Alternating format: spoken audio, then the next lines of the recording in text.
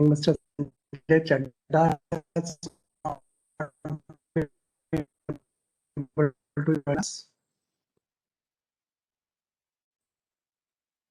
Mr. Kandhar, our Minister, Economic and Commerce in the mission. Mr. Anazawa, Mr. Rajiv Matthews, friends, fellow panelists.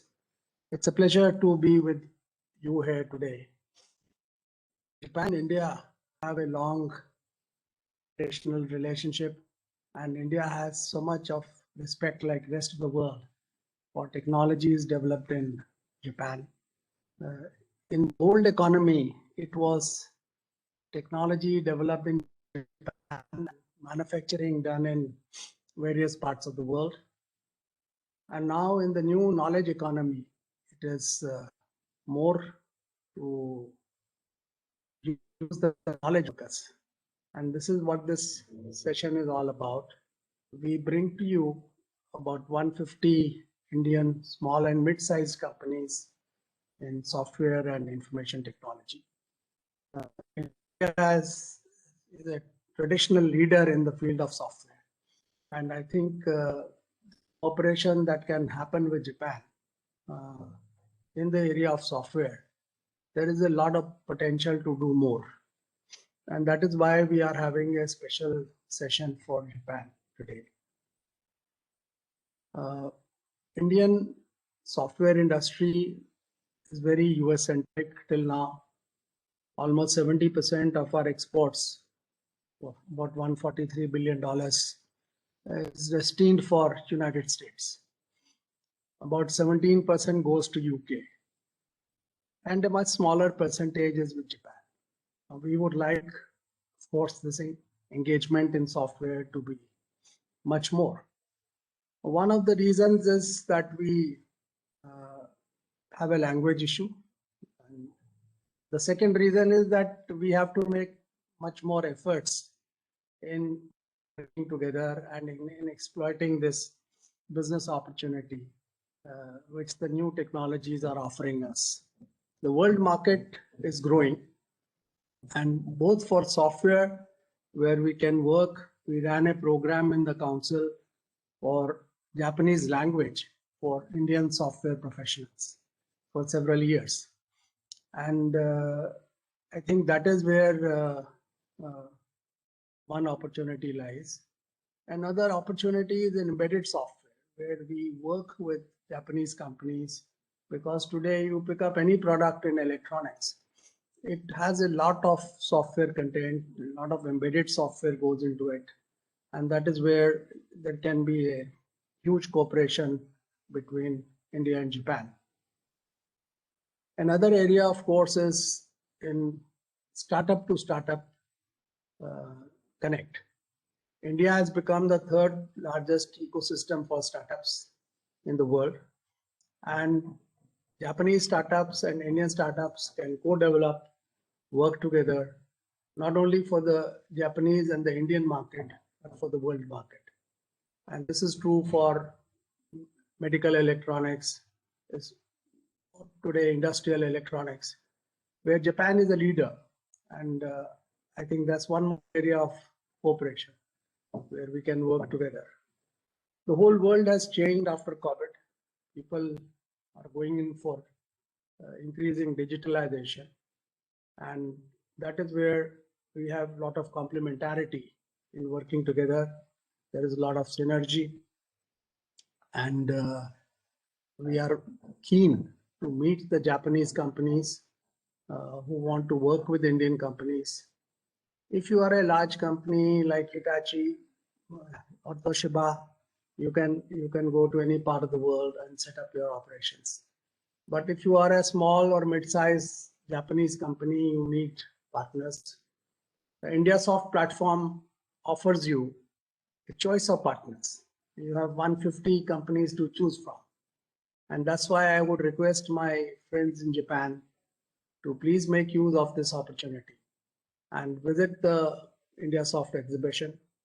At your convenience, the show is on till the 31st of March. and you can have a business to business contact and decide who is the right partner for you in India. And that is the biggest offering of this particular show. We have a very good panel today, apart from His Excellency, our Ambassador and our Minister of Commerce. We also have Dr. Anita Gupta from our Department of Science and Technology. She looks after the entire entrepreneurship program. Welcome, Dr. Gupta. And we have some outstanding friends from the Japanese side, from JETRO, from the Ministry of International Trade. And I'm looking forward to a very lively session. Excellency, we heard you on the earlier occasions. We know about your message for co-development, and we are very keen. These are small, mid-sized companies, and there are a few startups also. About I think 25 startups we have in the show, and everyone is keen. I especially requested Dr. Anita Gupta because I had the privilege to work with her earlier on a committee of Science and Technology Ministry, which funded all incubators. And we are now seeing a huge development in our ecosystem, as you are aware, on the incubation part.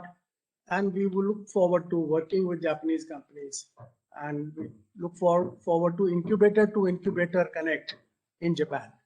So with these few words, I would like to welcome you, and I would like to request you to kindly give your address to the gathering today. Thank you very much, Mr. Kohli. Friends, colleagues, thanks a lot for setting up the context. Since I have only 5 minutes with me, so I'll be very quick in just touching upon the main points, which I would like our participants to pay attention on, particularly the Indian software companies, the mid-sized and small software companies who have joined this session. First of all, please try to understand what is the requirement of Japan, without which the run-of-the-mill product cannot be sold. In order to give you an example, look at the Japanese demographic reasons, aging population. There is a limited appetite for foreign workers, and therefore there will be a limit put. Japan, therefore, is moving towards more and more automation. So if we have those software companies, or if I may call them information technology companies, which are in robotics, IoT, sensor technology, big data, data analytics, artificial intelligence, fintech, blockchains with particular reference to privacies and digital currency, they would be immediately able to find their partners in Japan, because these are the concerns of the Japanese IT ecosystem as well. You would also be knowing that in the Quad communication and conversation that our leaders have, our Honorable Prime Minister, Japanese Prime Minister, the US President and the Australian Prime Minister, on the 12th of March, there was the first ever summit, and technology was talked about a lot. Therefore, look at those technologies which could set up diversification of supply chain or new supply chains, including software industry, which will be of interest to both India and Japan. As most of you would be aware that India and Japan signed a digital partnership agreement a couple of years back, and therefore the institutional framework already exists. You need to go through them, see what provisions apply to you, and thereafter take leverage and do whatever fits into your commercial advantage. Many of the Japanese companies are not very used to outsourcing. So my suggestion will be not to look at the outsourcing model, which is very popular with the United States and many other developed countries. Japanese companies are more interested in developing development centers in India. So look if that is possible. If you could be a part of development centers in India with the Japanese companies, then you would have already crossed the first hurdle, which is not to convince the Japanese companies to go for an outsourcing arrangement. Mode 4 mobility is extremely important, whether it is through the development centers or if some companies agree to outsourcing, for which Japan is always welcoming. And very recently, we have signed the Specified Skilled Workers Agreement in January with Japan, which also provides for some institutional arrangement for more mobility of our professionals in this particular segment. Please try to understand the culture of doing business. Mr. Kohli just talked about the language. I'll go a little ahead, and I'll urge you to understand the culture of doing business in Japan. What is the meaning of trust in Japan? What is the meaning of punctuality? What is the meaning of long-term relationship? In such cases, the cost doesn't remain the sole deciding factor. Please try to understand that. A startup, Mr. Kohli touched upon, there are close to about 100 Indian startups in which $12 billion of Japanese investment has been flowed in. And I'm very glad to tell you that out of 27 unicorns, about 7 of them have got Japanese participation. So therefore, and appetite is still more. We started with NASSCOM way back in 2019 before the COVID struck us. We brought in about 26 startup companies who did collective pitching in front of the Japanese VCs and Japanese angel investors. And I'm glad to tell you that more than 17 of them have already got their Japanese partners. And it is not only the finance, it is technology, it is marketing, it is the client base, and it is finance. So therefore, please look at the broader picture and not only the financial investment, but also the management investment, the client base, the technology investment, etc. Slowly, the Japanese companies are looking for more clouds and networks connects. So those companies which are in these two domains, cloud domain and network domain, please have a look at it. There is an available demand in Japan, and hopefully you should be able to do business in these sectors. Data centers, sooner or later, will be the requirement of most of the Japanese companies, and they may like to move the data centers to cost-effective, but yet trustworthy countries. India being a quad partner, India being a partner on the digital platform with Japan, I'm sure that Japan will find value in setting up data centers in India. Please look at the privacy concerns that the Japanese companies could have and try to alleviate them so that they can see the reasons of our own IT laws, which is to protect their interests as well. Finally, Mr. Kohli mentioned about my 3 cores, which are co-innovate, co-create, and co-produce. I've been talking about it for some time. Many problems are unique. So there will be Japanese problems which will be unique, and therefore the run-of-the-mill software will not work. So look at the possibility of co-innovating the solution. Thereafter, look at the possibility of co-creating the solution, which means do a pilot project and see if the co-creation works. And thereafter, you can go for a co-production, in which Mr. Kohli earlier mentioned that we can look at the third country and indeed the global market as well. The market share of the Indian software companies in Japan is minuscule, as the market share of Japan in the Indian software and IT-enabled services exports. So therefore, a lot needs to be discussed by the experts in these 2 domains, and we'll be very glad to hear you out on that and get your very valuable feedback as to how to move forward in creating more value in the Japanese market for Indian software companies, at the same time creating more value for the Japanese innovations and products, utilizing the Indian excellent human resources talents. Thank you very much. Arigato gozaimasu, and good morning and good afternoon to all of you.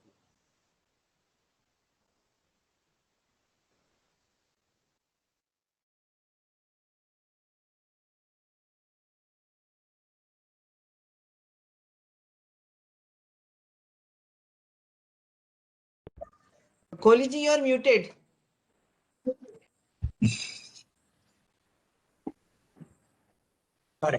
Sorry, Excellency, we have one industry speaker who's actually based in Kuala Lumpur, but he looks after the startup program in Oracle, and he's responsible for Japan and Apac as a region. And so I invited him to share his views because he has some very first-hand experience in dealing with startups both in India and in Japan and in the Asia Pacific region. And may I request Rajiv, please, you could share your experiences and how you feel this cooperation can be further enhanced and leveraged, because both the countries are keen to do it, but we somehow have to do much more than what we are doing today. So over to you, Rajiv.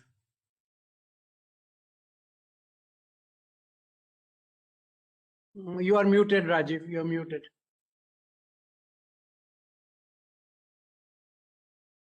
Please unmute yourself. Please unmute yourself. Okay, there again. Thank you so much for this opportunity, Nalin. And His Excellency Sanjay Kumar had given a very comprehensive view of what is the experience of engaging in Japan. And I also would like to add a few points. I'll make that quick because I just have 5 minutes to cover this. Now, first of all, good morning, everyone. And it's a great pleasure for me to be here at India Soft 2021 to talk about the IT cooperation with Japan and Asia Pacific.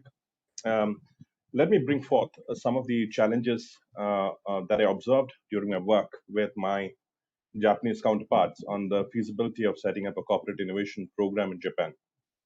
Okay, and later on, I'll also talk about the opportunities that Japan as a market presents and how we can improve on some of these outcomes, right? So as part of my program, the approach is to identify corporations which are high on digital transformation initiatives and point them to startups that would partner with these corporations to solve a business problem. What we observed was that Japanese corporation were a lot inward focused when it comes to corporate innovation, when they prefer to solve a problem in-house. And many a times, this makes the organization blind to many of the technology disruptions that is coming up every 5 to 10 years, or maybe even earlier if you look at the landscape right now. And therefore, digital transformation is an imperative, which will be a guiding theme throughout my conversation, and which the corporations need to place a lot of priority on. Therefore, partnering with startups, which will also help the local startup ecosystem in Japan to grow and sustain. See, this is important when sometimes the startups in Japan are not able to step beyond the region because of a language barrier, or because of being purpose built for the Japanese market. When you have Japanese corporates co-innovating with these startups, or partnering with these startups, you bring in innovation, you are able to address business problems which are scalable and can be taken to other countries beyond. Now, that could be India or Japan or even the ASEAN market, which is a large opportunity. One of the opportunities that really come forth here is that Indian IT services companies have been covering a lot of ground when it comes to digital transformation initiatives for their customers, and there is an opportunity that lies to be utilized for both the countries now. One of the other uh, one of the other thing that I saw is the culture of being extremely loyal to a company when you join to retire is also an impediment to entrepreneurship, right? One of the reasons why a lot of the startups that I saw were being spawned at Japanese university incubators, where there is funding, but then you would find that the founders are mainly academicians and technical. Many a times what they said is they would like to have an extended team to help with the other aspects of running a company.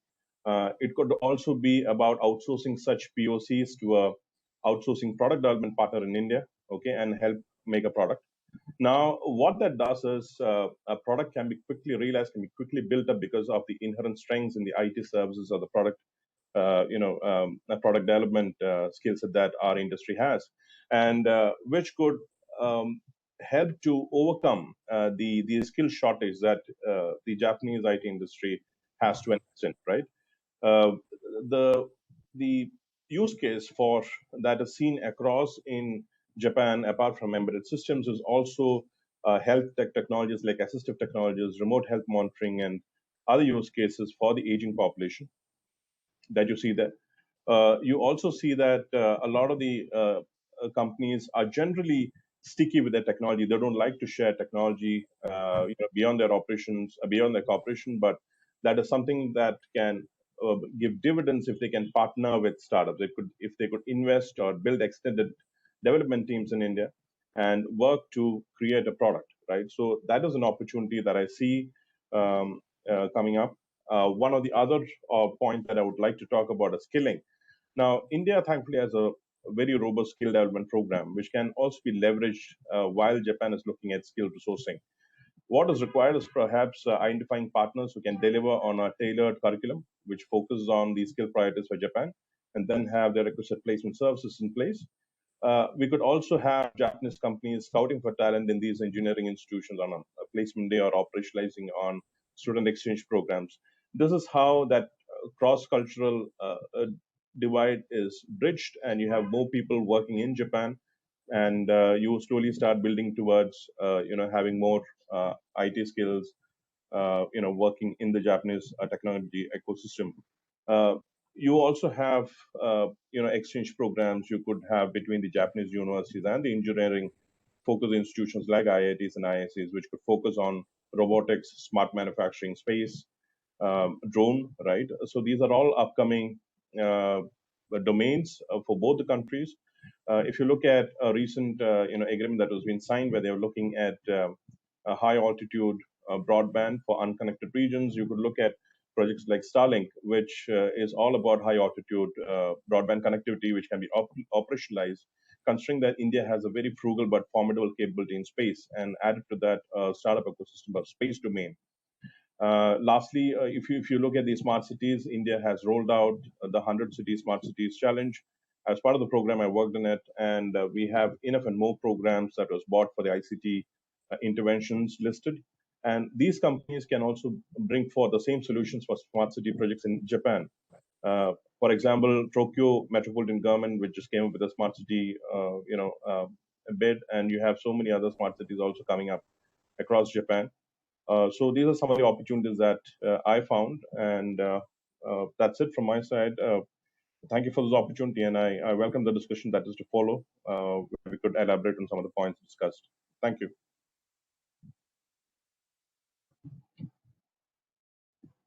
Thank you, Rajiv. I would also like to bring to the attention of our Japanese friends that India earlier was a lot more outsourcing, but now we are doing many solutions, many innovative solutions. In fact, our secretary for Ministry of Electronics and Information Technology at the inaugural session shared with us one particular experience. As you know, we have an app called Arogya Setu. Now, this was designed actually specifically for COVID to make sure people are safe, and now it's being used for vaccines. It has many features, and about 120 million downloads have happened. Now, the secretary of our Ministry of Electronics and IT, he revealed that this was developed by 15 young professionals during the lockdown period, working from homes in a 3 weeks period. So what Rajiv just now mentioned for aging population, we have developed some solutions. Many of them can be customized. In many cases, you give us a problem, and the Indian software developers, the solution developers, would be happy to create a solution. But it is for us to work together to exploit them and to use it to our advantage. So thank you, Rajiv, for your very valuable inputs. I'm sure that people would look at opportunities carefully. I have now the pleasure of inviting Onozawa's son. He's actually Mr. Keiichi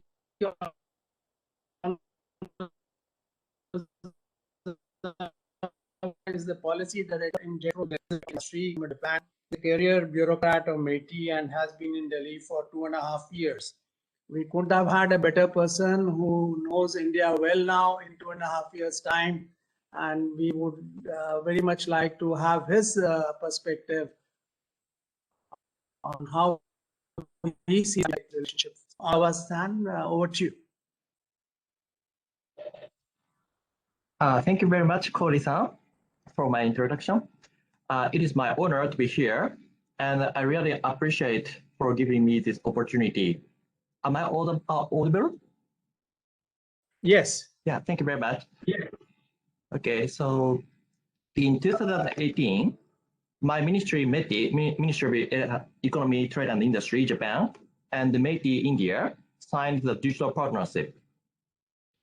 I want to introduce 4 successful actions that we took already under this initiative, and then I want to share you one suggestion to India. First, Japan-India Fund of Funds. The launch of this move was welcomed by Prime Minister Modi and Prime Minister Abe at Osaka G20 summit. We already accumulated around $100 million US, still trying to achieve the target of 180 million. We already started investing to 4 Indian VCs, namely NDR, Fireside Ventures, and 2 more funds. This fund will invest to around 20 VCs finally, and indirectly around 300 Indian startups. JETRO will facilitate business matching between investee Indian startups and Japanese companies.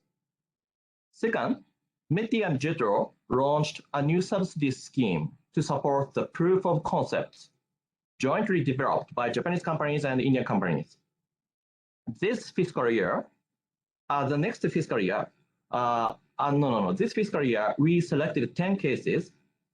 The budget for next fiscal year was almost double, so we will expedite this momentum. Third initiative is supporting Indian companies to enter into Japan. JETRO arranges temporary offices in 6 major cities, including Tokyo and Osaka, for up to 100 working days. Experienced advisors will provide information on Japanese market and relevant regulations. We also have business matching in Japan. All these services are provided free of cost. We have a good track records such as Oyo Hotels, Vaimo, Uncanny Visions, Sasuken Technologies, etc.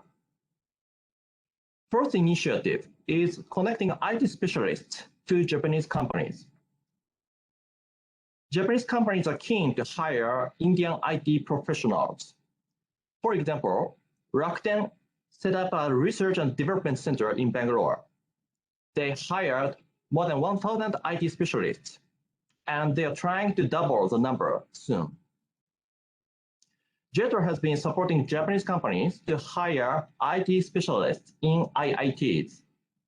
Last time, the event with IIT Bangalore, 21 Japanese companies attended, and around 300 students attended. Finally, I want to share you one suggestion to India.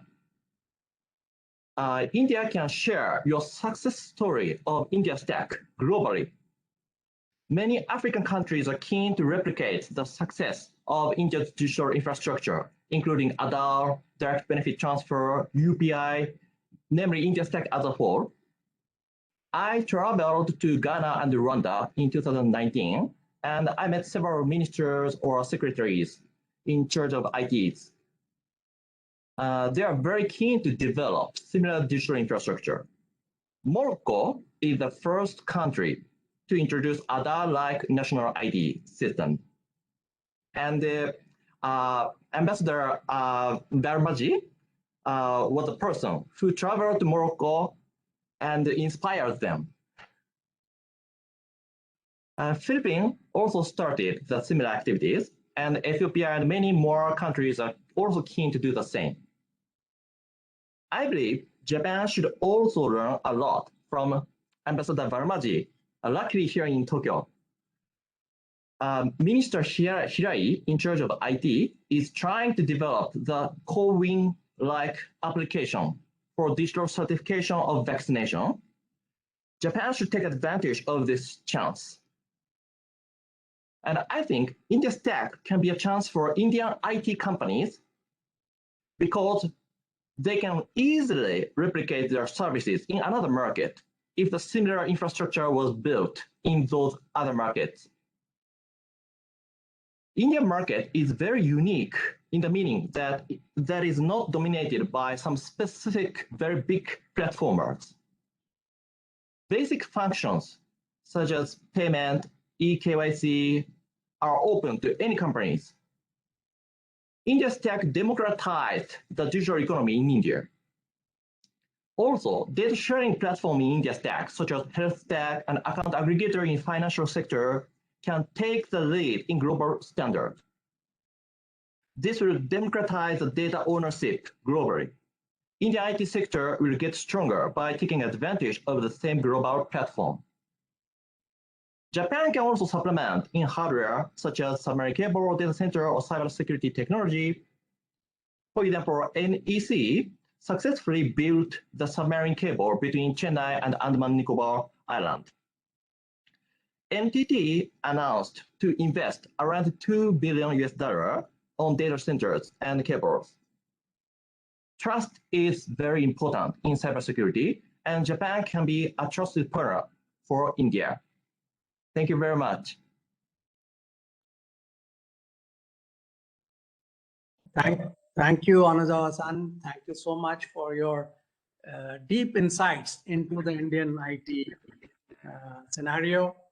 I can only say that we are fully aware about the African interest. We had one session with Africa. Normally at all India Soft shows, we have about 100 to 150 delegates from Africa. Many of the ministers also come. But there's one area where we would request cooperation from Japan, other than hardware, which goes into IT infrastructure project, and that is the area of financing. So I believe on many larger infrastructure projects like ports and airports, there is cooperation between India infrastructure developers and Japanese companies who can put in finance for African projects. We would like you to consider doing it for the IT infrastructure projects also, because as you rightly said, there is a great need in Africa. They're very keen. They trust Indian IT companies to do that, but maybe the cooperation between Japan, Africa, and India on doing IT infrastructure would be a very good idea. Excellency, I would like to share with you, I was actually for some work in the US. I was living in Fremont in the Bay Area, and right opposite us was a CEO of a Japanese company in the United States. And we became friends, and I was talking to him that they had plants all over the world, and but not in India. And so my question was that why not in India? You are there in Singapore, and they had about 20 such locations in the world. And he said, look, actually you don't realize as an Indian, the culture totally changes, the food changes, everything changes when we go beyond Singapore. So I said, no, actually you have not experienced the eastern part of India, and which is similar in culture, and you must explore that. So then I'm very happy to share with you that Bhubaneswar has emerged as a very important IT cluster in India, and the government of Odisha was very keen to join this session today to talk about what Odisha has to offer for Japanese companies. So I have great pleasure in inviting Mr. Manoj Kumar Patnaik. He is the CEO of Odisha Computer Application Center, and he is with us today. Their Secretary IT was to be here, but he has deputed him, and I would request Mr. Patnaik to please share his views about how IT is developing in Odisha and what they would like to do special with the Japanese companies. Mr. Patnaik, please. Thank you, Mr. Kohli. Am I audible? Yes, please go ahead. Thank you. Thank you, Mr. Kohli. His Excellency, Indian Ambassador to Japan, Mr. Verma, other dignitaries, speakers, participants, my greetings and regards to all. I thank the organizers of this India Soft for giving us the opportunity to highlight the key advantages in the state for investment in IT and electronics. Odisha is fast becoming a hot favorite investment destination among investors. For the last 2-3 years, we are among the top states to attract fresh investment and expansion. I will highlight some key compelling reasons why Odisha is fast becoming a hot favorite among investors. First, number one advantage we have is the stable governance. The same government is ruling for the last more than 21 years. So you know the advantage of having a stable governance, least scope for policy reverse. Second compelling reason is we are a gateway to the ASEAN region. We have 2 seaports, we have an international airport, and another international airport is coming up fast. So we are very close to the ASEAN region. And third most compelling reason is we have very aggressive policies. We are coming out with a very aggressive electronic policy. We are also coming out with a very aggressive data center policy. As some speaker has already highlighted, I think His Excellency Ambassador has already said that Japanese investors are looking for investment in data centers. I would request the investors to look for Bhubaneswar because we are coming out with a very aggressive data center policy.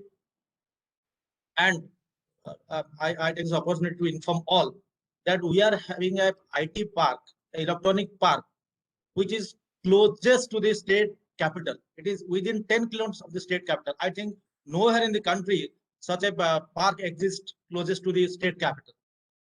And Bhubaneswar is well connected to the world and well connected to other cities of this country. And also another very advantageous position of Odisha is we are having the India's first world skill center. The skill pool in Odisha is excellent. We have all the top-notch educational institutions in the state. We have IIT, we have IIIT, we have top of the class medical centers here.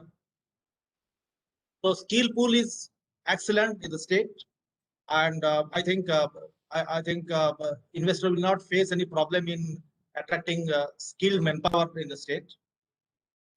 And about digital governance, Odisha is among the top states which are very aggressive on digital governance. Our decision making process is totally digitized. In this, we are the only state. We're the only state which the decision making at the top level is digitalized. The state's secretariat runs on a digital mode. There is no physical file. So decision making is fast. And as already said by Mr. Kohli, culturally we are close to Japan. I have interaction with many Japanese tourists. They like several spots in Odisha because of some cultural alliance in Buddhism or whatever. So my thanks are due to the organizers for giving us the scope to highlight the key advantages of Odisha. This is from my side. Thank you. Thank you, Mr. Patnaik. For my Japanese friends, we are a federal system in India. The state governments have a lot of role in, making an enterprise succeed. And therefore, we presented today to you one of the states because Karnataka, that is Bangalore, Hyderabad, they are all better known. And but in ESC, we'll be very happy to connect you to various states that are of interest to you. And in this particular exhibition, you will find the companies from all the IT clusters, whether it's Odisha, it's Gujarat, whether it is the ones in North, Bangalore, Hyderabad, Chennai, you will find companies from all the IT clusters of India. I have now great pleasure in requesting Mr. Akimichi Kurihara. He is the president and CEO of ZenWaves Japan Incorporated, and he has a lot of experience in Japan, India market entry services, a product of Kobe University, Japan. We are very privileged to have Mr. Kurihara with us. So Mr. Kurihara, over to you. I would love to hear how you can, throw light on building this relationship further. Mr. Kurihara, please. Can you hear me? No, not too well. Can you be closer to the mic? Or the audio is not strong. Okay. Can you hear me now? It's a little better. It's better. Oh. Yeah, please go ahead. Anyway, so hello everyone, and at first, please let me sincerely congratulate ESC India for arranging India Soft 2021 and inviting me to offer my view of this virtual occasion. And at first, please let me introduce myself. My name is Akimichi Kurihara, and my longest career in my life was at Sony Corporation. And I remember that my last boss, Mr. Kubo in Sony, that was coincidentally the first president of the Sony India. Then he established the operation in the India, and he several times mentioned about the Indian operation or difficulty of the Indian operation, but finally he established the technology center in India, and I think at the moment, so Sony has around 3,000 engineers in India, and also especially Sony's smartphone was mainly developed by Indian engineer. I was very glad to hear that. And also, so I remember that since early 18, when the first major IT activity started in India, so at first they are mainly focused toward Western world, but later understood the needs of the smooth execution of the product and to overcome the hurdle of language and the culture difference. We decided to offer our contribution and to be a bridge in the India business relationship. And so probably as some of you may know that the Indian antivirus company, Quick Help Technology, came to India a few years back. I was the president of their operation in Japan. I was the president of the Quick Help Technologies, and I was approaching to several Japanese company together with Indian engineers. Then finally we got a big success in Japan, but therefore, and also during my work in Japan, I recognize that the important thing for Indian startup company to come to Japan is to find out a good partner, good Japanese partner to work together. One example is so in Japan, most popular payment scheme is a PayPay, so-called PayPay. Then technology of the PayPay was developed by Indian company. Then together with SoftBank Group in Japan, therefore technology-wise and business-wise, this is a very realistic or so good or best combination. So at the moment, so therefore, anyway, I'll be working for India for many times. Therefore, I'm very, very sure that now, so it's a tremendous opportunity for Indian startup company to come to Japan and to have the good or great success in the Japanese market. But probably as you may know that So Japanese business culture is based on trust, and Indian company can win this trust by working honestly, swiftly, offering their niche solutions and the technological expertise. Therefore, we at the Webs will keep working toward creating more and more success stories in Japan, India, IT business relations. So if you have any support from us, then please don't hesitate to contact me anytime, anywhere. And so again, so please let me thank management of ESC India for this initiative and offering platform to exhibitors to interact with potential partners.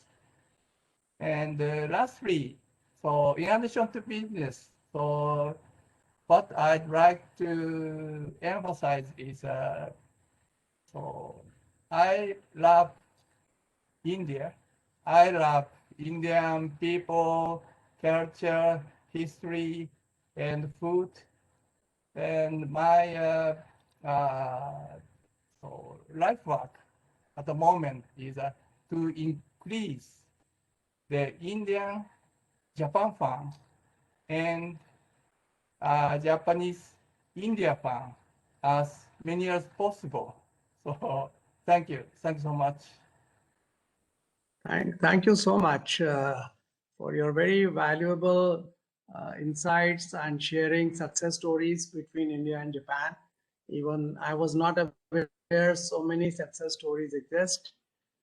Quick Heal is a very Indian solution company, and we are so happy that you have already partnered with them and done something in Japan. So what IndiaSoft offers is many such companies like Quick Heal, and you can be a good brand ambassador for Indian IT in Japan. So I would request that you know, at least this awareness that this show is going on, and Japanese companies who are interested in IT in India can visit the show and then decide for themselves as to who would be the right partners. I remember, you know, Japan has been a mystery for many of us.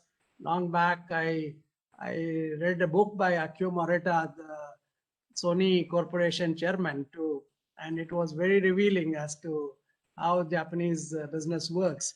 So, and I'm thankful to you for giving us more insights in a more contemporary situation of IT, and we look forward to working with you in taking this partnership further. I would now request Dr. Anita Gupta from Department of Science and Technology, Government of India. Dr. Gupta has been in charge of a program for entrepreneurship development and for developing incubators all over the country. In fact, all our IITs have incubator. IIM Ahmedabad, IIM Bangalore, they all have incubators under a program of the Department of Science and Technology. I had the privilege to be on their advisory committee for many years, and we were delighted with the success that was created out of the program. And so may I request Dr. Anita Gupta to give her views, particularly how startup to startup cooperation and which of the incubators would be of greater interest to our Japanese friends. So over to you, Dr. Gupta. Thank you, Mr. Kohli, His Excellency Mr. Sanjay Verma, and dignitaries and the facilitators, as well as the change agents from both the countries, both the sides. So be it like policymakers or the champions of change of being the MSME, representing MSME sector, or the startups.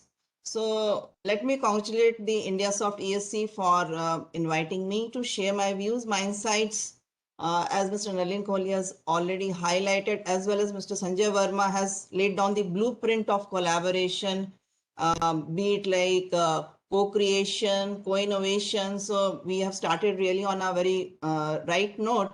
So let me share, like, while DST is the prime body to steer the basic R&D activity, the as the key funding body for extramural research cutting across various tech domains, because we are not sector agnostic as far as the technology goes.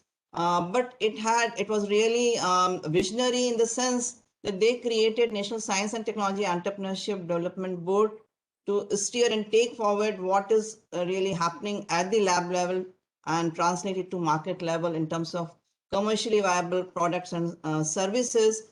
And we have been doing this with a institutional mechanism which we pioneered, Technology Business Incubator, way back about 20 years back. And not looking back when PM coined the Startup India, Stand Up India program way back in 2016.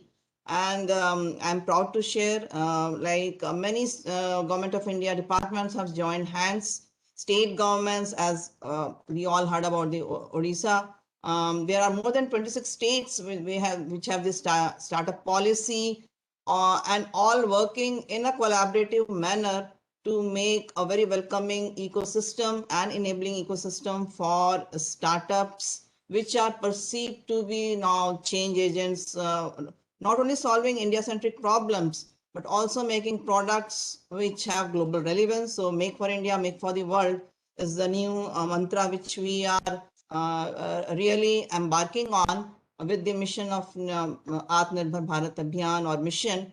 And everyone talked about in the last year, no better time, where we could see the collective power of our youth, our talented young minds, championing the products which were unheard of. We embarked from zero to surplus in the while handling the global health crisis of pandemic, be it like ventilators, which has lot many components which are imported in terms of sensors, medical electronics, or UPP. So we have so many success stories to talk about and feel proud of.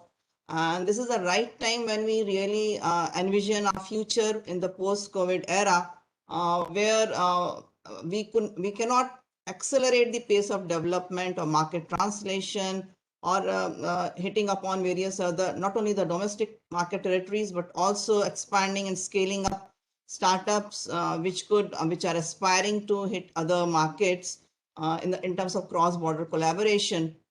Here we have to really unleash the collective power of technology, innovation, and the collaboration to foster whatever goalpost we are aspiring. So all this has to be done. As we know that Government of India has been working very hard to make the environment, which is also very challenging, make bit hassle-free in terms of the policy changes, policy shifts, whatever is possible. And through the collective efforts, we are progressively climbing the ladder with the Global Innovation Index. We have hit the top 50 club. And at the same time, ease of doing business. There are many parameters to really tackle, but consistently with the kind of shared vision and the shared purpose we all are having, we have hit the top 63 in the ease of doing business. And so is the case with multiple, like we have national data sharing policy. We have now, see, we have all the basic ingredients in place. And if we really want to fructify with the cross-border collaboration, be it like Japan, because Japan, although DST is having at the R&D level multiple initiatives, be it with the ministry, MEST, and other key entities who are working on it. But in terms of really what Mr. Kohli also highlighted, Mr. Verma also highlighted, whether it's incubator to incubator, startup to startup, having a soft landing program, because SoftBank is the lead bank which has through its vision fund is investing a lot across the globe, including India, and many startups. And startup space in India is really thriving. Landscape has really seen the you can say a visible shift in the overall scenario, and a lot needs to be done as we move forward, not only in the emerging technologies, but like within the Department of Science and Technology, we have a focus through ICPS in cyber physical systems, all the key areas, be it IoT, blockchain, AI, ML, robotics, or quantum technologies, its applications. So it is a convergence and technology is becoming so pervasive.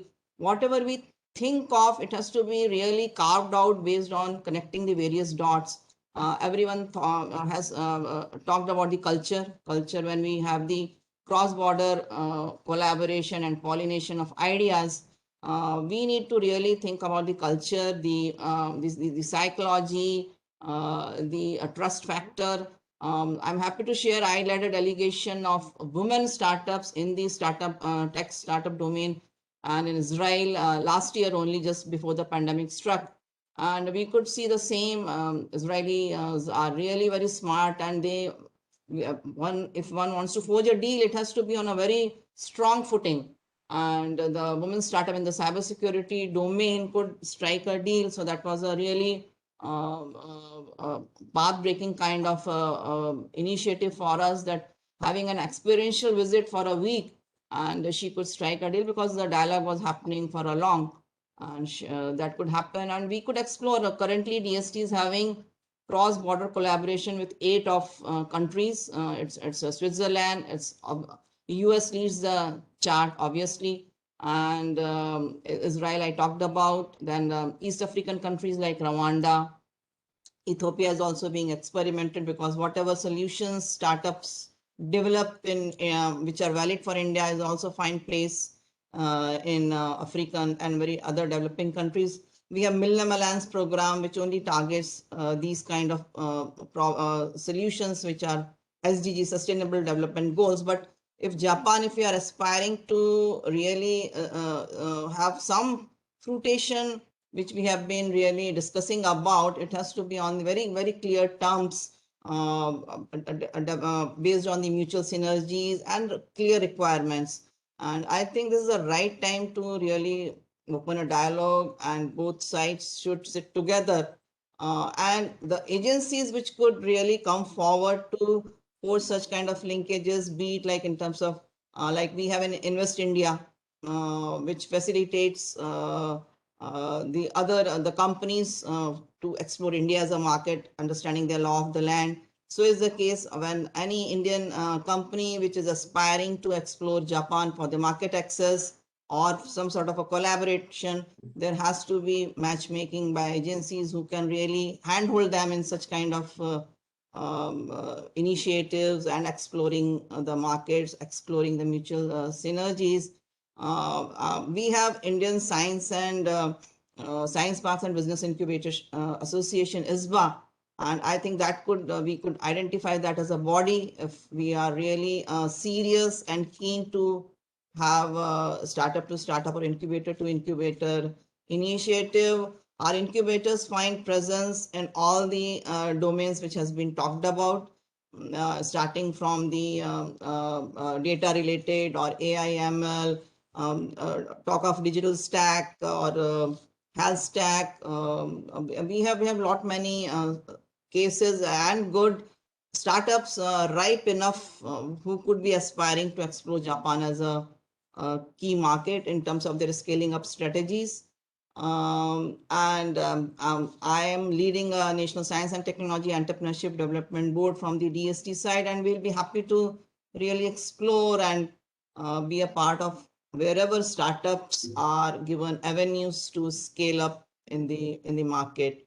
So, and this has been our strategy in the post-COVID era also. We are engaging professional accelerators, because we have a limitation in terms of startups within the incubators. When their typical stay is about 2 years or so, they can actually build up that kind. They are curated to a way that they can have some sort of a confidence when they leave the incubator and be successful. Beyond that, scaling up and having growth capital and reaching out to VCs comes at a bit later stage.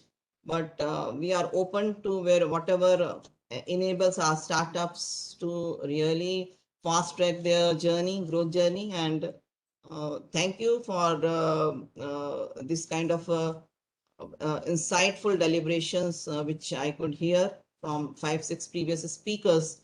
And from DST side, we'll be happy to take it forward if the deliberations and the key takeaways and the recommendations emanate from this whole exercise, which is going to take few more days. So thank you one and all, and my best wishes to all our startups, and both ways, like we could really come out with some good matchmaking or some arrangements which benefits both the sides. So thank you. Thank you. Thank you so much, Dr. Gupta. Thank you for your valuable observations. And we look forward to working closely with the Department of Science and Technology to take up the startup to startup cooperation. Thanks a lot. May I now request Mr. Yoichi Ida. Mr. Yoichi Ida is the Deputy Director General for G7 G20 Relations in the Ministry of Internal Affairs and Communications in Government of Japan. He is also the current chair Committee on Digital Economy and Policy. Mr. Ida, you will be happy to know this year the India Soft was inaugurated by Mr. Suresh Prabhu, our former Minister for Commerce and Industry and India's Sherpa to G7 and G20 countries. And I was very happy during his address. He mentioned that G20 accounts for 86% of the world's GDP. And as a member of India, the member of G20 and invitee to G7, we would be very keen to have digital cooperation with both the groups in addition to Japan. And we would look forward to hearing from you your views as to how we can cooperate better in the area of information technology, particularly for the small and mid-sized companies and the startups. So over to you, Ida-san. Okay, thank you very much, Chairman Mr. Kohli and His Excellency Ambassador Burma and everybody. It is a great pleasure for me to join in celebrating the India Soft in 2021. Under the current COVID pandemic, the importance of online activities is increasing, and we confirm that the important role of the software companies from India. And last week, we witnessed our leaders joined together with the leaders from the United States and Australia under the framework of Quad. And it brought us the recognition that, as wisely Ambassador pointed out, India and Japan are trustworthy partners, and moreover, the two countries are the global leaders of the democratic world. Among the various aspects, ICT and the digital technologies are the major engines for the development of global economy and society in the future. And India and Japan has to play the important role in this field. Last January, our ministry concluded the memorandum of cooperation with the Ministry of Communications from India in the field of digital technology. Based on that MOU, the two ministries started discussing the collaboration in the field of submarine cables, 5G mobile communications, smart cities, and also we are further exploring the possibility to collaborate in the field of research and development in next generation 6G mobile communications, and also how to grow up the startups and other industrial collaborations. So we look very much forward to promoting the bilateral cooperation in this field. Just let me introduce one episode from my personal experience in cooperation with India over more than 15 years. This happened in the year of 2019 when I was chairing the G20 task force on digital economy. And we were discussing the AI principles as an agreement among G20 members. And near the discussions during the period, India was one of the last country in making the commitment to this agreement. When I was asked the reason, the colleagues from Indian government explained that the draft AI principles had two parts. One part was general principles addressed to all the stakeholders, but the second part was addressed to the government as policy guidance. And the colleague from India said that because the Indian government had not formulated its own national AI strategy yet, India could not commit to the second part. So I thought this was very serious attitude, and I proposed a kind of compromise, saying that G20 to support the part one, but just take note of part two. And the Indian delegation kindly accepted this compromise. And finally, the G20 successfully agreed on AI G20 principles. 1 year later, last year, in November, I was invited to attend India's National AI Summit. And in that conference, my colleague from Indian ministry said that India was elaborating its own national AI strategy based on this idea of G20 AI principles. So I was very much impressed by this very logical, open, honest, and very coherent attitude of Indian colleagues. And I believe this such attitude is very, very worthy of trust. And India would be very, continues to be very important partner for Japan. I believe India is taking the presidency of G20 in the year of 2023, when in the same year with the Japanese presidency of G7 framework.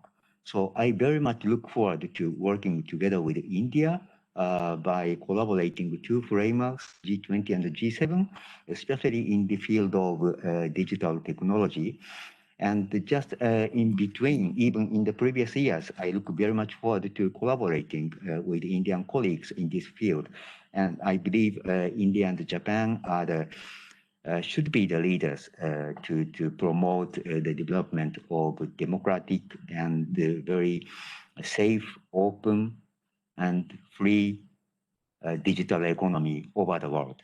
Thank you very much, and congratulations again for this India Soft in 2021.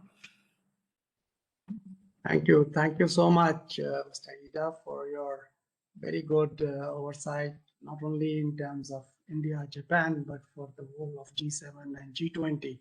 And we look forward to working together. It's my privilege now to invite Ms. Mona Kandhar. She is from the Indian Administrative Service and from our Gujarat cadre of the Indian Administrative Service. She currently is the Minister Economic and Commerce in our embassy, Indian Embassy in Tokyo. She is graduated from the executive, did her executive master's from Maxwell School, Syracuse University, New York State. And I must share with you that Gujarat is not only our industrially most advanced state in terms of startup movement. It had the largest number of incubators. As I mentioned, I was part of this DST, Department of Science and Technology program, and we had some very outstanding incubators. I was personally involved with two of them, one at IIM Ahmedabad and one at National Institute of Design. And actually the one at National Institute of Design was inaugurated by our then Chief Minister, who's now our Prime Minister, Mr. Modi, and how quickly he understood the power of incubation. We were all pleasantly surprised. And he now has a program which he initiated as the Prime Minister called Startup India. And Gujarat is home to so many startups. And of course, it is one of our most advanced industrial state. We are privileged to have Ms. Khandar with us, and we are privileged that she is in our embassy in Japan, and we look forward to her support in taking this relationship forward. May I now request you to kindly share your views with us, Ms. Khandar. Thank you, Mr. Nalin Kohli. His Excellency, the Ambassador of India to Japan, and eminent speakers from both India and Japan, who have given us such an excellent insight into the way forward, and also taken us to the journey we have traveled together so far. And I would like to begin with an interaction I had with IT industries in Japan. I just started talking to them by asking that how we can have we can enhance our collaboration. So one very good thing, a very good reply that I got was they said that create India brand by engaging brand. So I want to congratulate ESC for organizing exhibition and event at such a grand scale. And also I would like to mention some of the important parameters that Indian Brand Equity Foundation has provided to begin with. So India's IT industry at present, it is contributing around 7.7% to India's GDP, and it is expected to contribute about 10% to India's GDP by 2025. And IT spending in India is projected to increase by 6% to reach USD 81.9 billion in 2021 this year. So India's IT and BPM companies have set up over 1,000 global delivery centers in about 80 countries across the world. Then digital economy of India is estimated to reach USD 1 trillion by 2025. It is also as per the McKinsey's report. And the domestic revenue of IT industry was estimated at USD 44 billion, and export revenue was estimated at USD 147 billion in financial year 2020. And just one important thing is that computer, software, and hardware sector in India attracted cumulative FDI inflows worth USD 62.47 billion between April 2000 and September 2020.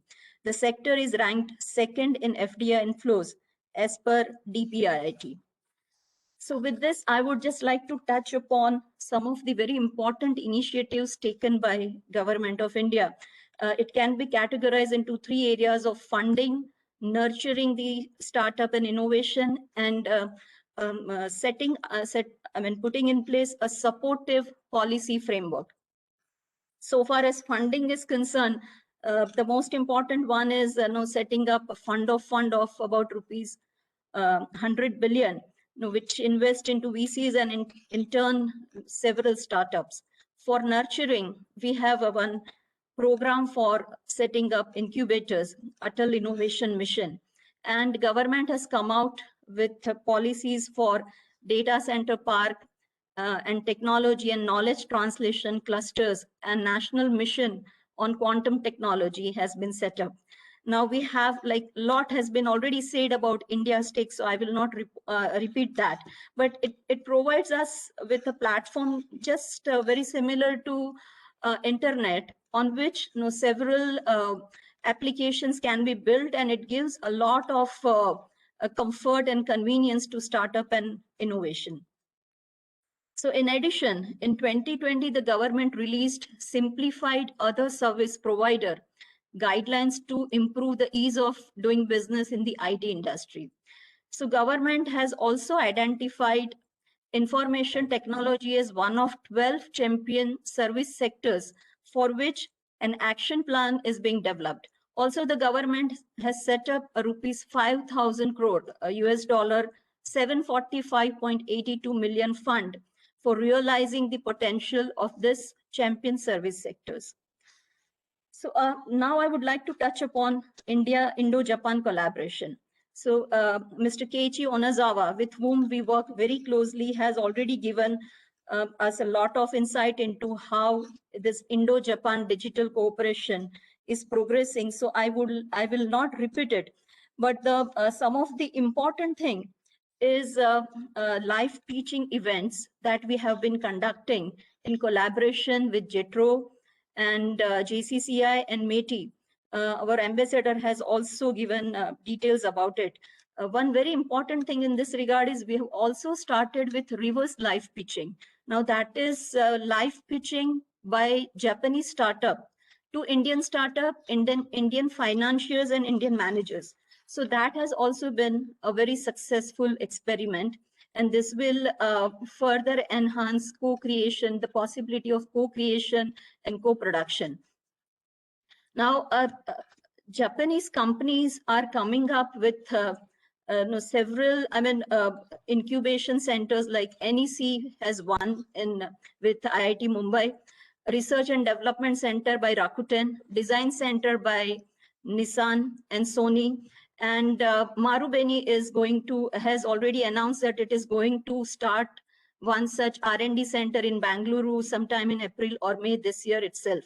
So several Japanese companies are actually promoting research and development, design, and incubation. And the relationship between India and Japan in digital space is not for outsourcing, but it is for promoting research and development and original development. So this is something very heartening, and this needs to be taken forward. Now, some of the other important thing is that Japan recently, since post-COVID-19, we have a new normal that is centered around digitization. And Honorable Prime Minister of Japan, His Excellency Mr. Suga, he has given such a big push to digitization, and he has announced a national level agency for digitization. Now there is a tremendous requirement for IT professionals. And now there is an increasing engagement between Japanese IT companies and Indian IT professionals and even IITs and IIMs. So a series of such interaction has already begun. One very important thing is the program announced by government of Japan called ADX. Now this particular program, it was announced sometime in August 2020, whereby government of Japan announces financial assistance to Japanese companies that are planning to start new business in India in cooperation with Indian IT companies as part of Japan-India Digital Partnership. And the objective of this program is to support Japanese companies' utilization of IT talents in India. So I'll give you two examples. The collaboration between Olympus and HCL development of simple endoscope system using smartphones for rural hospitals. Now this has been given financial assistance by government of Japan. The second such example is Suzuki and Phoenix, and they have jointly tied up with NGOs for demonstration of on-demand smartphone application using vans for rural community transportation. So use of vans instead of overcapacity and jam-packed auto bikes and tricycles and like that, and chakras and like that. So there are 10 such innovative ideas that are being implemented in collaboration between Japanese companies and Indian ICT companies. And this program is further enhanced for this year. And this year we are likely to have 20 such collaboration. So these are some of the very important developments. And we are also exploring several other aspects to enhance this collaboration with METI and JETRO. So with these words, I wish all this success to this global event for exhibition. And I wish there is a lot of participation and lot of sharing. And we wish that a lot of collaboration, stage is set for further collaboration between India and Japan and other countries as well. And we are there to extend all the support in this regard. Thank you very much. Arigato gozaimasu. Namaste. Thank you. Thank you very much, Minister Kandar, for those inspiring words. And we look forward to your support in taking this relationship further. We have time for few quick questions, and we have a facility for an interpreter for our Japanese friends who would like it to be interpreted. May I now request, open the floor for few quick questions, please. On the Japanese side, if there are any questions you would ask, you would like to ask any of the panelists. Okay, I think most questions have been answered in those nice presentations. I would now request our Executive Director, Mr. Gurmeet Singh, to propose a formal vote of thanks. We had some very excellent panelists today, very valuable insights, and of course, the presence of our honorable minister and also our ambassador, His Excellency Ambassador Verma, has made this program extremely useful for laying a foundation for future Indo-Japanese collaboration in the IT field. And we look forward to a lot of Japanese companies visiting the show and meeting prospective partners to really develop the partnership further. So, Mr. Gurmeet Singh, I would request you to please propose a vote of thanks. Thank you, Mr. Chairman. Honorable members of the panel and friends, it's my proud privilege to propose a hearty vote of thanks to all the distinguished speakers of today's session. A special word of thanks to our chief guest of the day, His Excellency Mr. Sanjay Verma, India's ambassador to Japan. Sir, your words were highly inspiring and gave a clear vision of possibilities and opportunities for cooperation between two countries in the field of IT, especially the new and innovative technology, including blockchain, fintech, edutech, and I hope our Indian industry has noted the same. Kindly accept our sincere thanks for sparing your valuable time to be with us today. My sincere thanks to Mr. Rajiv Matthew, Program Head, JPEC, Oracle. With your long experience in industry, especially in the region, was clearly reflected in your thoughts, which have come as a source of inspiration to all the young entrepreneurs. Thank you so much to Mr. Kizi Onozawa, Project Director, JETRO, who gave a very clear view of what Indian IT industry can look forward to as far as Japanese market is concerned. Sir, your words would have immensely benefited delegates, and I'm sure we will see some movement in cooperation between the two sides. My sincere thanks to Mr. Manoj K. Mishra, Secretary, Department of IT, Government of Odisha, for regularly supporting Council's initiatives to support Odisha IT companies. Special thanks to Mr. Manoj Kumar Patnaik, CEO, Odisha Computer Application Center, for presenting a very exhaustive picture of emerging opportunities that the state of Odisha offers for the IT sector. Let me also mention here that Department of IT and OCAC has facilitated participation of nearly 10 exhibitors who are part of IndiaSoft exhibition this year. And let me also thank you for extending support to our Odisha MSME companies, member exporters. My sincere thanks also to Dr. Manas Panda, Director, Software Technology Parks, Odisha, for all his untiring support to IndiaSoft and this session. Mr. Akimichi Kurihara, President and CEO, Zenwaves, Japan, has a special connect with India, and his words of advice have come as a moral booster for our entrepreneurs. Sir, we look forward to receiving your guidance when our entrepreneur friends move to make a presence in the Japanese market. Special thanks are due to Dr. Anita Gupta, Advisor and Head, Innovation and Entrepreneurship, Department of Science and Technology, and Government of India. Ma'am, you presented a very lucid account of efforts of DST to facilitate innovations and entrepreneurship.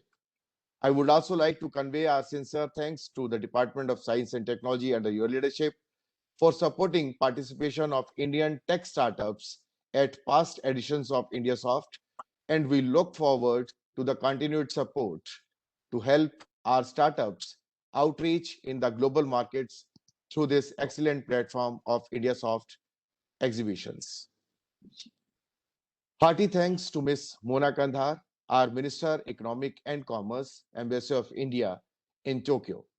Ma'am, thank you very much, not only for sharing your insightful thoughts with us, but also for helping us in putting together today's session. You are always a big support and advocate for various councils initiative, and we look forward to the same in the future to come. Thank you so much once again. Thanks to Mr. Yichi Ida, Deputy Director General for G7, G20, Ministry of External Affairs and Communications, Government of Japan. Sir, your views were highly informative and have given a very clear picture of Government of Japan efforts to enhance international cooperation, particularly with Indian IT, MSMEs, and industry. As the popular quote says, you need only three things to change the world. That is vision, passion, and action. I must say that Team IndiaSoft is quite fortunate to have our visionary, passionate, and action-oriented mentor, leader, and a friend, Mr. Nalin Kohli, Chairman IndiaSoft, and past Chairman ESC, who actually conceived IndiaSoft 20 years back, and here we are. 21st edition, 200 exhibitors, and over 2,000 delegates from 73 countries. On behalf of Team IndiaSoft, our sincere thanks and gratitude to Mr. Kohli for his efforts that IndiaSoft has reached where it is today. Most importantly, thanks are due to our distinguished delegates and exhibitors and all the guests who have joined today's session. My special thanks to delegates from Japan and other countries who are with us today. And I think I must convey our sincere thanks to our old friend, Mr. Nishiyama, for always supporting us in our various initiatives in Japan. And we look forward to several other initiatives under guidance and support from Mr. Nishiyama-san. Before I conclude, I would like to extend a very warm invitation to our Japanese friend to visit 21st edition of Virtual IndiaSoft 2021, which is live now until 31st March 2021. I'll request my colleague to show you how you can easily enter.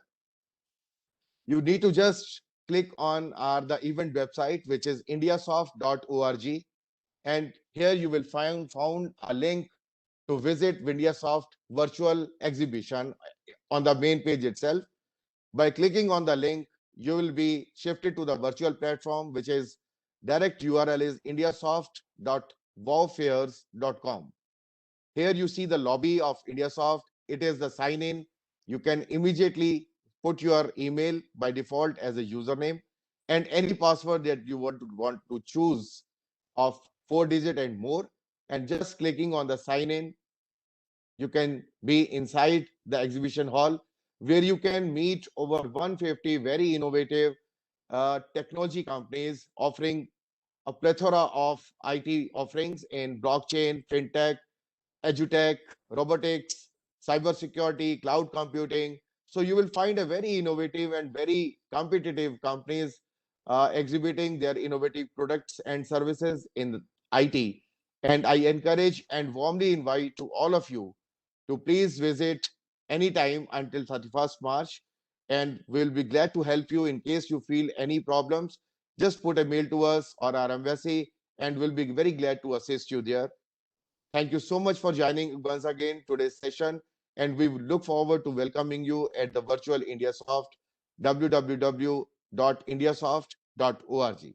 Thank you once again, everybody, for joining us today. Thank you. Thank you, Mr. Singh. Thank you. and look forward to seeing you at the exhibition.